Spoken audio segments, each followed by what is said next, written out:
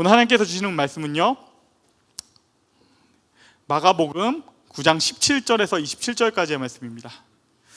마가복음 9장 17절에서 27절까지의 말씀인데요, 이 말씀을 저 한 절, 여러분 한 절, 그리고 마지막 27절은 함께 읽도록 하겠습니다. 무리 가운데 한 사람이 예수께 대답하였다. 선생님, 내 아들을 선생님께 데려왔습니다. 그 아이는 말을 못하게 하는 귀신이 들려 있습니다. 어디서나 귀신이 아이를 사로잡으면 아이를 거꾸러뜨립니다. 그러면 아이는 거품을 흘리며 이를 갈며 몸이 뻣뻣해집니다. 그래서 선생님의 제자들에게 그 귀신을 쫓아내달라고 했으나 그들은 쫓아내지 못했습니다. 예수께서 그들에게 말씀하셨다. 믿음이 없는 세대여, 내가 언제까지 너희와 함께 있어야 하겠느냐? 내가 언제까지 너희에게 참아야 하겠느냐? 아이를 내게 데려오너라. 그래서 그들이 아이를 예수께 데려왔다. 귀신이 예수를 보자 아이에게 즉시 심한 경련을 일으켰다. 아이는 땅에 넘어져서 거품을 흘리면서 뒹굴었다. 예수께서 그 아버지에게 물으셨다. 아이가 이렇게 된 지 얼마나 되었느냐? 그가 대답하였다. 어릴 때부터입니다. 귀신이 그 아이를 죽이려고 여러 번 불 속에도 던지고 물 속에도 던졌습니다. 하실 수 있으면 우리를 불쌍히 여기시고 도와주십시오. 예수께서 그에게 말씀하셨다. 할 수 있으면이 무슨 말이냐? 믿는 사람에게는 모든 일이 가능하다. 그 아이의 아버지는 큰 소리로 외쳐 말했다. 내가 믿습니다. 믿음 없는 나를 도와주십시오. 예수께서 무리가 어울려 달려오는 것을 보시고 악한 귀신을 꾸짖어 말씀하셨다. 벙어리와 귀머거리가 되게 하는 귀신아, 내가 너에게 명한다. 그 아이에게서 나가라. 그리고 다시는 그에게 들어가지 말아라. 그러자 귀신은 소리를 지르고서 아이에게 심한 경련을 일으켜 놓고 나갔다. 아이는 죽은 것과 같이 되었다. 그래서 사람들은 모두 말하기를 아이가 죽었다 하였다. 함께 읽겠습니다. 그런데 예수께서 아이의 손을 잡아서 일으키시니 아이가 일어섰다. 아멘. 아멘. 반갑습니다. 전 청년무성기는 금교주 목사입니다. 오늘 함께 나눌 말씀의 제목은요, 가짜는 진짜가 될 수 있는가? 가짜는 진짜가 될 수 있는가? 라는 제목으로 함께 말씀을 나누려고 해요. 그 얘기부터 할게요. 우리가 가끔 가다가 배달을 시켜 먹을 때가 있습니다. 언제 배달 시켜 먹냐면 집에 뭐 해먹기가 귀찮을 때, 아니면 집에서 해먹기 어려운 것들 있죠. 치킨을 먹고 싶다든가 족발을 먹고 싶다, 이럴 때 우리는 뭘 하죠? 그냥 앱을 얘기해. 배민을 켜죠. 아니면 뭐 쿠팡이츠를 키죠. 그리고 키고 나서 그때 우리가 고민을 시작하는데, 우리가 그때 먹고 싶은 것이 아주 이렇게 딱 특정한 것, 예를 들면 나는 오늘 뿌링클이 먹고 싶다 라든가, 아니면 나는 오늘 황금 올리브 치킨 먹고 싶다, 뭐 이런 식으로 특정되어 있는 게 먹고 싶을 때는 별로 고민할 일이 없죠. 그럼 BHC 가면 되고 BBQ에 가면 돼요. 근데 그게 아니라 짜장면이 먹고 싶다거나, 아니면 족발이 먹고 싶다거나, 뭐 순두부가 먹고 싶다, 그러니까 브랜드화되지 않은 것, 이런 것들을 먹고 싶어질 때는 좀 고민이 많아집니다. 그때 이렇게 앱을 열어가지고 족발이 먹고 싶어서 족발을 딱 치고서 검색해 보면요, 족발집이 막 17개씩 있어요. 그러면 이제 우리는 고민을 막 시작하죠. 어떤 집이 맛있을까? 막 이렇게 올리면서 보게 됩니다. 옛날에는요, 이럴 때 고민하면서 막 진짜 30분씩 본 적도 있어요. 어떤 게 제일 맛있지? 막 리뷰랑 막 이런 거 다 확인하면서 보면서 어떤 그런 거 있잖아요. 가장 이 중에서도 제일 맛있는 그 집이 먹고 싶잖아요. 그래서 애써서 고르고 했는데, 그렇게 고민하고 막 30분씩 그거 살펴보고 있으면요, 결국엔 우리가 어떻게 되냐면 1시간 뒤에 먹게 됩니다. 아니면 1시간 반 뒤 막 이렇게 먹게 되면서 가끔은 막 배가 안 고파질 때도 있어요. 너무 밥 때 넘기면 그럴 때도 있잖아요. 가끔은 그렇게 바보 같은 짓을 많이 저도 했던 것 같아요. 그래서 나중엔 이렇게 하면 안 되겠다. 그래서 저는 나름대로 하나의 기준을 세웠습니다. 그 기준은 뭐냐면 정확히 이거예요. 별점이 4.7 이상, 그리고 리뷰 500개 이상. 아시겠죠? 별점 4.7 이상, 리뷰 500개 이상. 이 기준만 딱 부합하면요, 저는 묻지도 따지지도 않고 그 집을 시킵니다. 왜냐면 거의 실패하지 않아요. 거의 맛있어요. 그래서 저는 늘 그렇게 시키는데, 제가 얼마 전에 똑같이 이렇게 시켰는데 되게 크게 배신을 당했습니다. 족발을 시켰거든요. 내 발 같은 게 왔어요.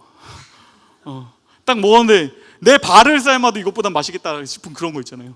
막 돼지 잡내가 너무 많이 나고 막 차갑게 식어 있고 막국수를 딱 들었는데 막 떡인 줄 알았어. 한 덩어리야.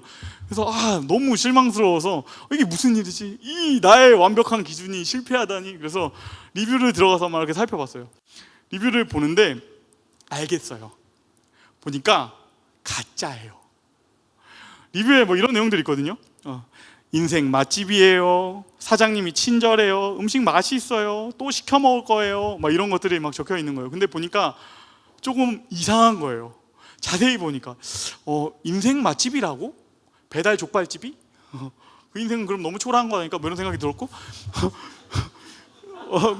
그리고 사장님이 너무 친절해요. 그래서 후기 자세히 보니까 배달 시켜 먹었거든요. 사장님이 여기는 배달도 하시나? 뭐 이런 거 이렇게 쭉 보다 보니까 이상하고 의아한 것들 딱 보니까 알겠어요. 이거 가짜구나. 이건 리뷰 알바를 썼던가 아니면은 그 리뷰 이벤트를 엄청 세게 했구나. 그래서 이게 결국에 가짜인 거 알게 됐어요. 이게 그냥 봐서 모르는데 눌러서 실제로 리뷰를 살펴보면요 좀 티가 나요. 여러분도 이런 경험 있으시죠? 근데 저는 여기서 목사이기 때문에 그런 생각을 한번 하게 됐어요. 목사라서 너무 목사 같은 생각이긴 하지만 만약에 우리가 교회에 대해서 아니면 우리의 기독교 신앙에 대해서 믿음에 대해서 리뷰를 쓴다면 뭐라고 쓰게 될까? 너무 목사스러운 생각이죠. 우리가 교회에 대해서 우리의 믿음에 대해서 리뷰를 쓰게 된다면 우리 뭐라고 쓰게 될까? 우리가 진짜 은혜로 풍성하고 성령 충만한 때가 있잖아요. 막 수련회 같은 데 가서 집회 가서 막 은혜 뜨겁게 받는 날, 그런 날 우리는 리뷰를 이렇게 비슷하게 쓰겠죠. 인생 맛집이에요. 주님 내 주님이에요. 우리 주님 너무 친절해요. 예배 너무 맛있어요. 또 시켜 먹을 거예요. 뭐 이렇게 쓰겠죠. 그런데 그렇게 은혜가 받고 뜨겁게 충만하게 리뷰를 쓰는데 다음날 집에 돌아왔을 때 때로는 그 은혜가 어디 갔는지 모르겠을 때도 있어요.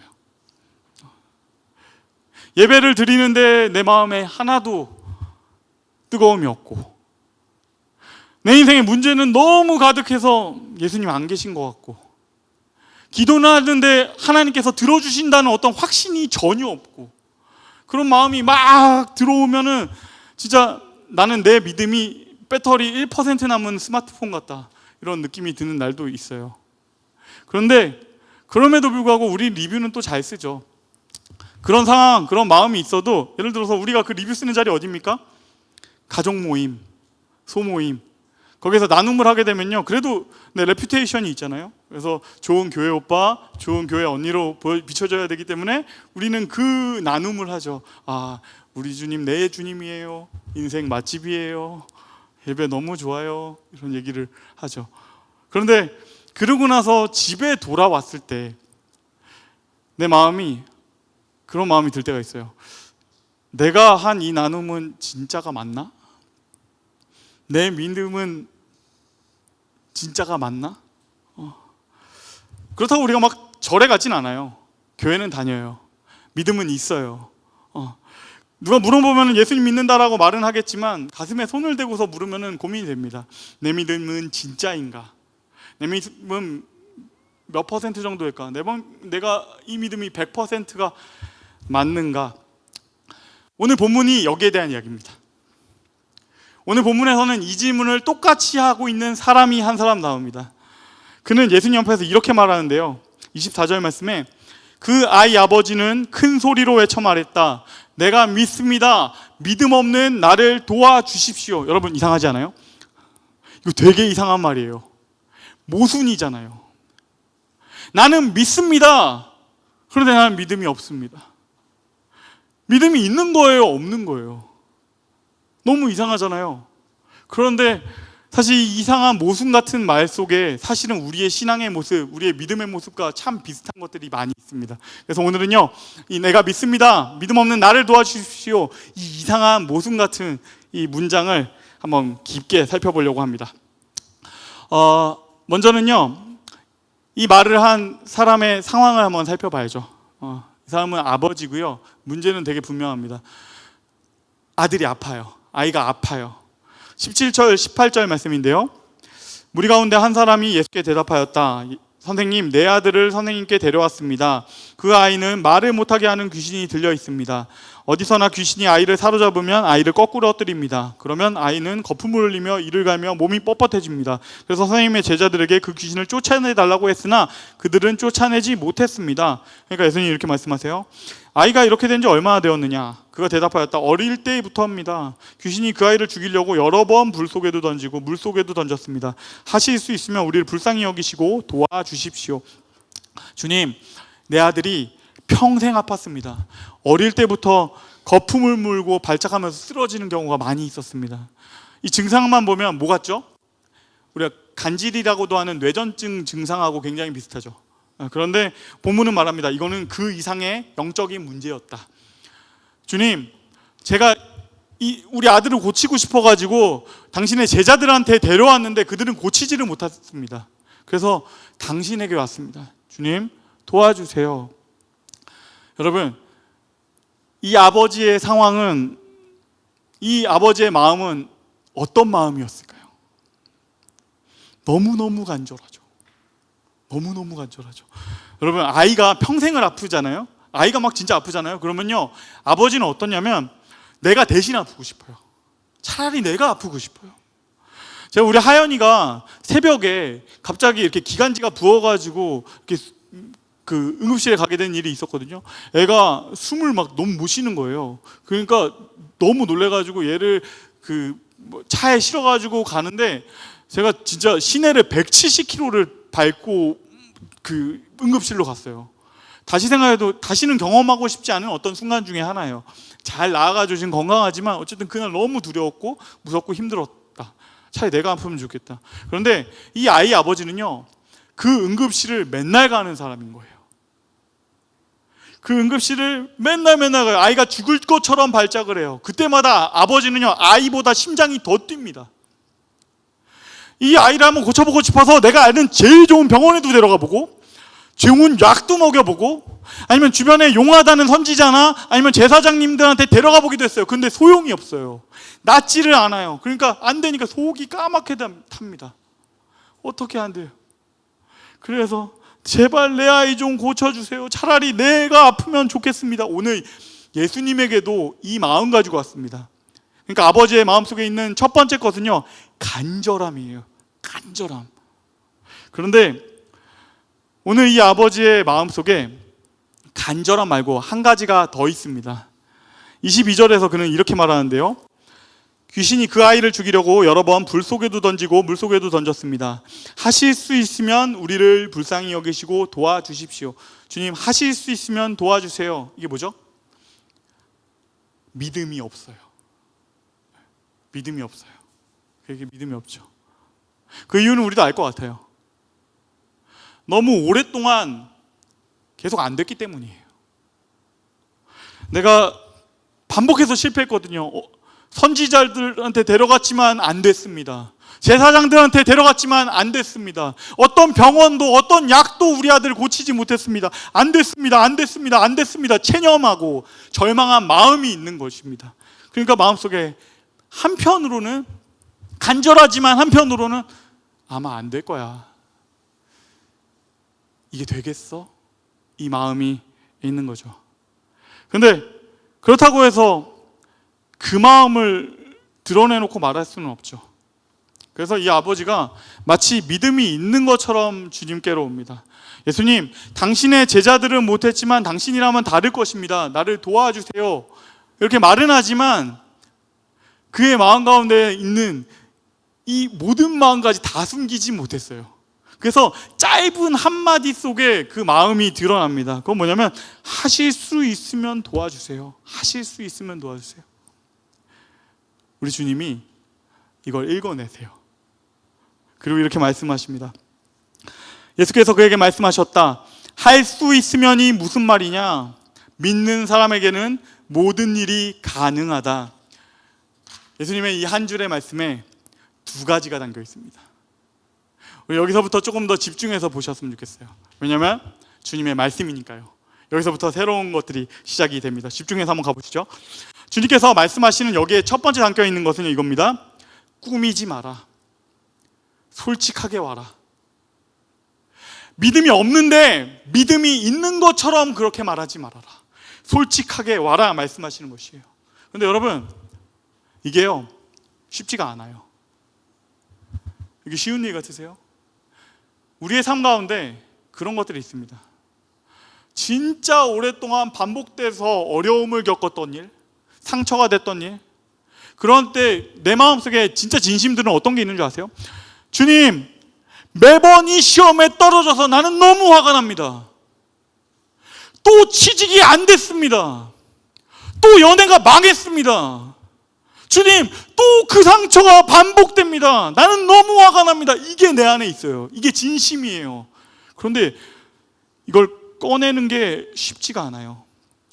두 가지 이유에서 그런데요. 첫 번째로는요, 그 마음을 꺼내면요 아파요. 내 안에 오랫동안 반복됐던 상처에 대한 얘기, 어려움에 대한 얘기를 꺼내려고 하면요 그 아픔이 그대로 또 살아나서 나를 한번 찌르거든요. 그래서 꺼내기가 힘든 게 첫 번째고요. 두 번째로는 그렇게 노골적으로 기도하는 거는 뭔가 너무 무례한 것 같으니까. 그래서 그렇게 말하기 어려운 거예요. 그런데 주님께서 말씀하십니다. 그거 그대로 가져와라. 솔직하게 와라. 꾸미지 말고 와라. 그래서 여러분의 기도의, 좋은 기도의 첫 번째 기준은 뭐냐면 솔직함입니다. 예쁜 기도 필요 없어요. 주님이 다 이미 알고 계세요. 우리 안에 있는 이미 그 예쁘지 않는 그 마음까지 주님이 이미 알고 계세요. 그러니까 내 마음 안에 있는 그것들 그대로 꺼내서 보여드리는 것, 그것이 기도입니다. 시편 51편에서는 이렇게 말합니다. 주님께서 구하시는 제사는 상한 심령이라는 말씀하세요. 그 상한 심령, 너의 아픔 그대로 가지고 와라. 꾸미지 말아라. 주님께서 이렇게까지 얘기를 하시니까요, 이제 아버지의 진심이 나오기 시작합니다. 24절 말씀인데요, 그 아이 아버지는 큰 소리로 외쳐 말했다. 내가 믿습니다. 믿음 없는 나를 도와주십시오. 주님, 저에게 믿음이 없습니다. 좀 무례해 보이지만 이건 진짜예요. 수많은 세월 동안에 계속해서 저는 이 문제 때문에 고통받아 왔습니다. 계속 반복해서 이 문제는 나를 괴롭혔고 내 마음을 무너뜨려 왔습니다. 그래서 내 안에는 이제는 절망만 있고 체념이 있습니다. 온 데 다 돌아다니고 좋다는 거 다 해봤지만 아무것도 안 됐습니다. 그래서 이제 나에게는 주님 대안이 없습니다. 플랜 B가 없습니다. 오직 주님밖에 없어요. 그런데 내게는 믿음이 없습니다. 그렇지만 주님께서 이렇게 말씀하시니까 이 반쪽짜리 믿음, 가짜 같은 믿음 가지고 주님 앞에 왔습니다. 주님 도와주세요. 이 이상한 말, 내가 믿습니다. 믿음 없는 나를 도와주십시오. 사실 그 안에 이 이야기가 다 들어가 있는 거 아닙니까? 주님, 이 가짜 믿음밖에 없지만 주님 이걸 가지고 주님 앞에 왔습니다. 도와주세요. 주님이 이 가짜였던 기도를 진짜로 바꾸세요. 꾸미지 마라. 그리고 우리 마음속에 있는 진짜 진심, 나조차도 숨기고 있어서 잘 모르는 그 진심을 주님은 요구하세요. 주님께서 왜 그렇게 하시는지 아세요? 주님이 왜 그 진심을 요구하는가? 그것은 이유는 되게 분명하게 있습니다. 그걸 말해야 진짜 관계가 가능하기 때문입니다. 그 진짜 관계는 무엇이냐? 꾸미지 않아도 되는 관계. 주님은 그 관계로 우리를 초대하기 원하세요. 우리 가운데 꾸며야만 되는 관계들이 있습니다. 어떤 나의 진짜 솔직한 내용을 다 얘기하면요, 내가 불이익을 받게 되거나 아니면 내가 잘리게 될 수도 있는 어떤 직장 상사와 직원 같은 이야기들도 있습니다. 어떤 사장님한테 난 네가 너무 싫어라고 얘기를 할 수는 없잖아요. 근데 그걸 할 수 있는 유일한 존재들이 있어요. 우리 하연이는 또 나에게 또 오늘도 했어요. 아빠 진짜 싫어. 조금 있다가는 또 사랑한다고 하지만 그 얘기를 할 수 있어요. 왜냐? 부모와 자녀 같은 관계. 나의 진심을 말해도 내가 불이 그런 게 없는 관계, 버려질 수 없는 관계, 아니면 긴 시간 나를 알아와서 나를 진짜 깊이 알고 있는 깊은 친구들, 그런 관계. 주님이 우리를 그 관계로 초대하기 원하세요. 나는 너와 그 관계가 되고 싶다. 꾸미지 말고 와라. 솔직하게 와라. 그래서 우리는 이 진심을 가지고 주님께 나아가는 저와 여러분이 되시기를 주님의 이름으로 축복합니다. 그리고 이어서 한 가지를 더 말씀하시죠. 우리 하이라이트 된 부분을 함께 읽어보겠습니다. 시작. 믿는 사람에게는 모든 일이 가능하다. 아멘. 아멘. 주님께서 이 얘기하시죠. 믿는 사람에게는 모든 일이 가능하다. 이건 무슨 말씀이세요? 내가 도와줄게 라는 말씀이에요. 내가 도와줄게. 가능하다. 내가 도와줄게. 가능하다. 다시 시작하면 된다. 너의 절망도 알고 너의 체념도 알고 계속해서 실패되었고 이 안에 가득한 그 화도 알고 있다. 그런데 다시 시작하면 된다. 나랑 같이 시작해보자. 이것이 이 안에 포함되어 있습니다. 주님께서 이렇게 얘기하시는 순간에 진짜 좋은 이야기들, 해피엔딩이 시작이 되죠.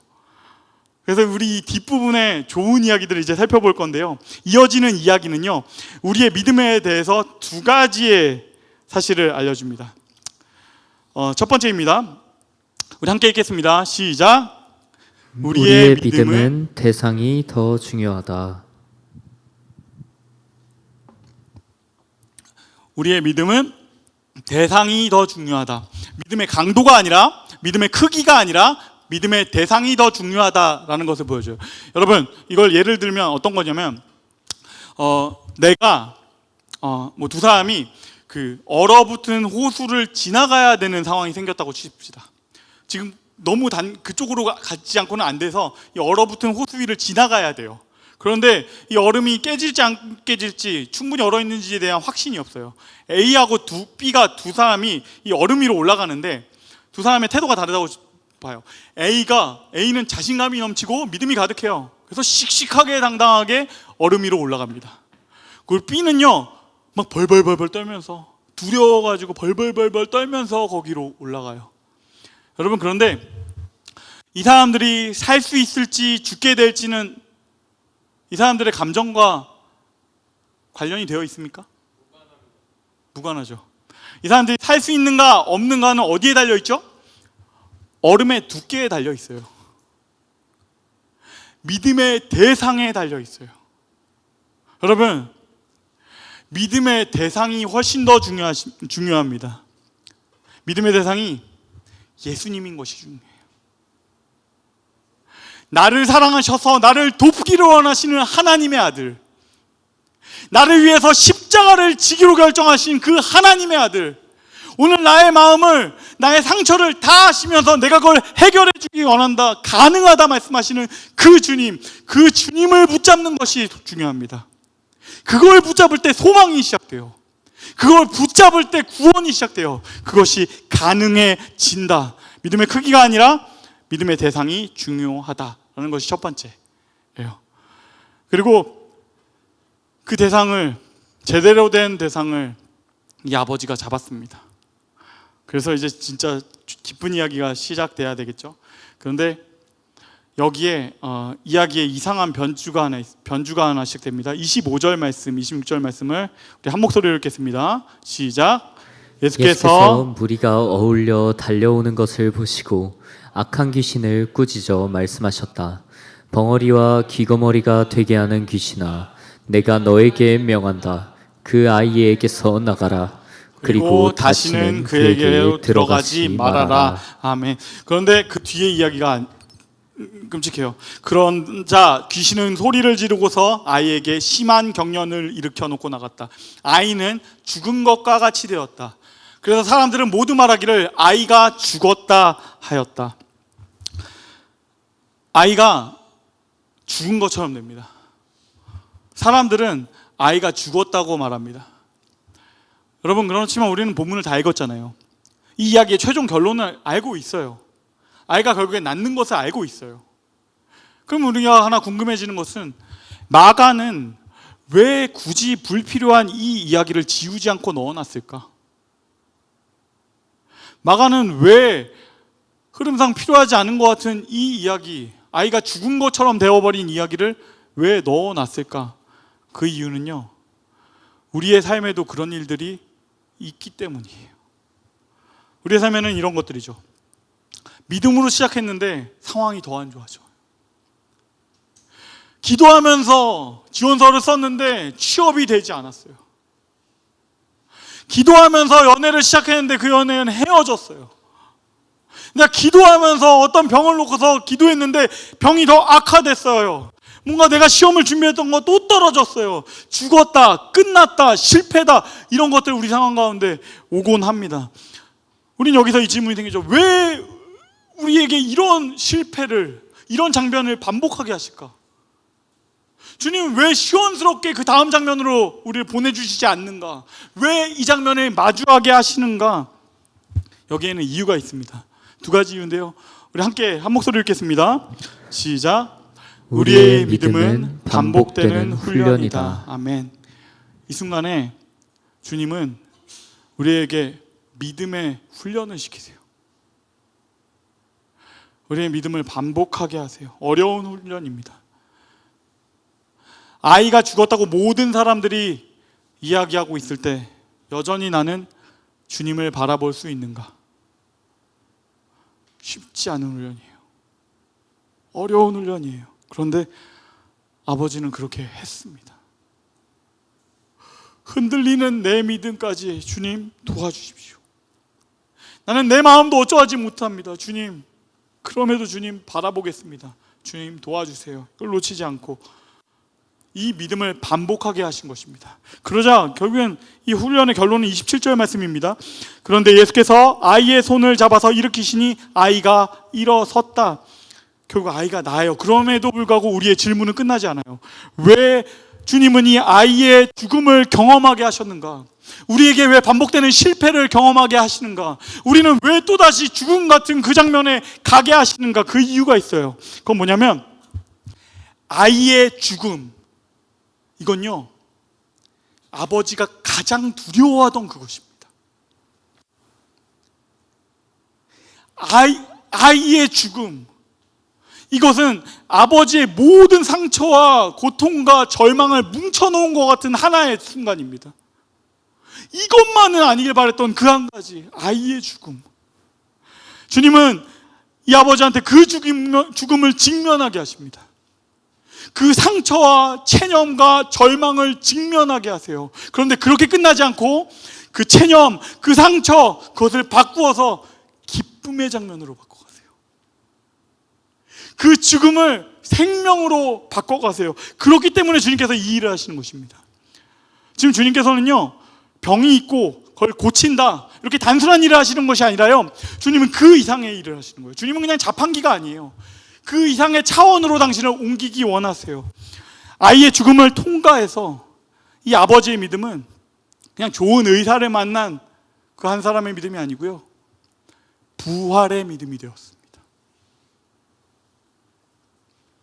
하나님은 나의 가장 두려워하던 그것까지,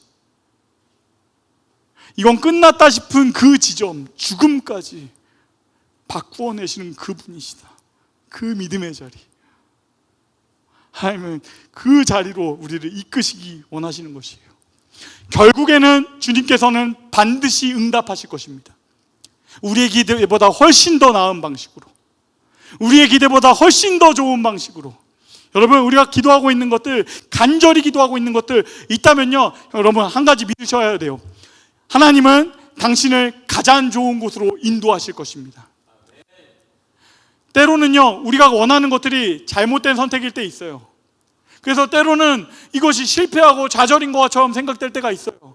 그런데 주님은 결국에 가장 좋은 곳으로 나를 이끄실 것이다. 여러분, 우리 모두에게 그런 실패는 다 있습니다. 저도 있어요. 저에게 놀랍게도 연애 경험이 없었겠어요? 실패가 있어요. 그런데 요즘은 생각을 해요.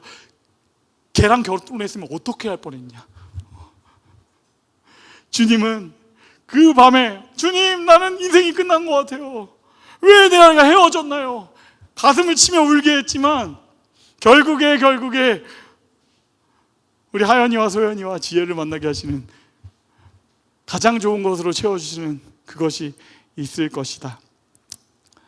상처에 갇힌 사람, 절망에 갇힌 사람, 부활의 자리, 기쁨의 자리, 거기로 주님은 우리를 이끄실 것입니다. 그때 우리는 고백하게 될 거예요.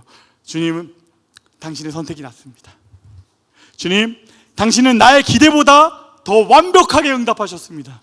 그 부활의 믿음, 그 마지막 장면까지 우리를 이끄실 것입니다. 그 믿음의 장면에서는 저와 여러분이 되시기를 주님의 이름으로 축복합니다. 말씀 맺겠습니다.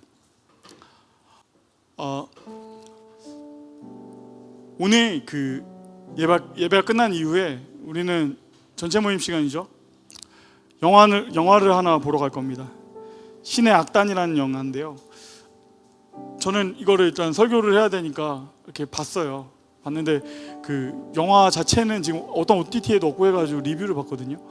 봤는데 일단 완전 막 스포까지 당하진 않았어요. 다행히. 근데 전체적으로는 어떤 내용이냐면 확 그렇게 않게 설명할게요. 여기까지 알아도 될 정도. 북한의 보위부, 그러니까 예수 믿는 기독교 신자들을 색출해가지고 수용소로 보내는 그런 사람들이 어떤 이유 때문에 오히려 교회를 세우고 거기다 찬양팀을 가짜로 하나 만들어야 되는 얘기예요. 되게 아이러니한 얘기인데 놀랍게도 이거 실화를 바탕으로 했다고 하더라고요. 그런데 이 영화는요, 오늘 우리의 설교하고 똑같은 질문을 하나 던집니다. 그건 뭐냐면 가짜는 진짜가 될 수 있는가? 굉장하죠? 여러분, 여기까지 계획된 것인가? 계획된 것이죠. 우리의 가짜 같은 믿음, 반쪽짜리 믿음, 그 믿음이 진짜가 될 수 있을까? 거기에 대해서 23절 예수님께서는 말씀하십니다. 우리 함께 큰 목소리로 읽겠습니다. 예수께서 그에게 말씀하셨다. 할 수 있으면이 무슨 말이냐? 믿는 사람에게는 모든 일이 가능하다. 아멘. 아멘. 주님은 오늘 본문을 통해서 우리에게 말씀하십니다. 진짜가 되고 싶지만 아직 1%인 너의 믿음, 반쪽짜리 믿음, 가짜 같은 믿음. 그러나 나는 그 1%를 돕겠다. 여러분, 그래서 가장 솔직하게 주님과 그 이야기를 시작했으면 좋겠어요. 진짜 이야기. 주님, 이 문제는 이제 어떻게 시작해야 되는지도 모르겠습니다. 주님, 도와주세요. 나에게는 이게 해결된다는 완전한 믿음도 없습니다. 주님, 그러나 도와주세요. 이 기도를 시작할 때 결국에 우리의 기도도 우리의 고백도 그 아버지의 고백과 같은 고백으로 변하게 될 것입니다. 그 기도를 시작하는 저와 여러분이 되셨으면 좋겠습니다.